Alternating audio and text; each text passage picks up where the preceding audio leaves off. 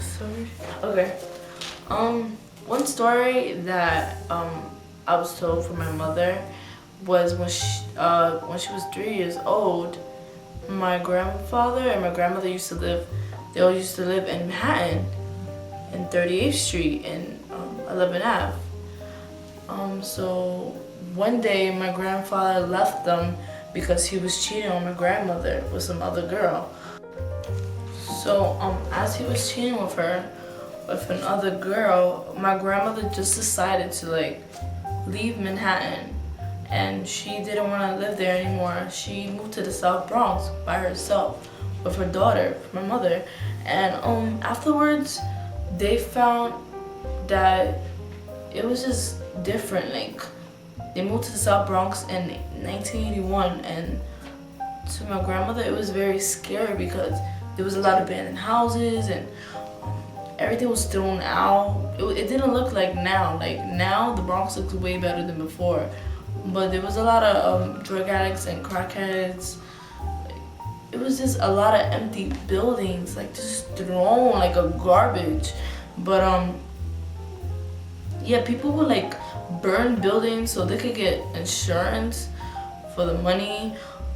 And my grandmother, she didn't had like a lot of money during that time, so she was trying to get a building that she could afford the rent. So she got it, and the building was 1035 Hall Place, and she had a 1-bedroom apartment with my mother. So it was just them two. So my mother, when she was young, she used to have this crib, and she really loved it. Like she didn't stop sleeping until the crib until she was like 6. And like one time, the first night they stood there, right?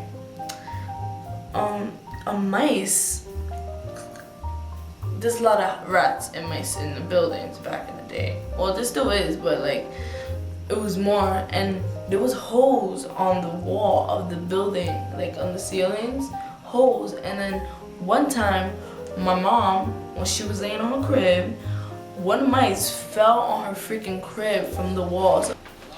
So one time they had to like sleep with no heat, and they used to have cold water. So they had to do old school style and boil water so it could be warm for them.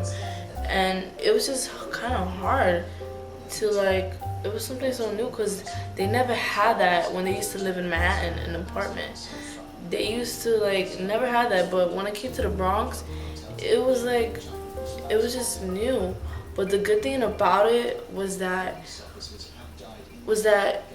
in her building, my grandmother's building, everybody was very friendly. They were so nice. They would be like one Christmas when my grandma didn't have enough money for food, so she used to be like one of the people from the apartment used to be like from her like side. They used to be like, oh, you don't have food, I'll give you this food, or if you're cold, I'll give you blankets. If you have no heat.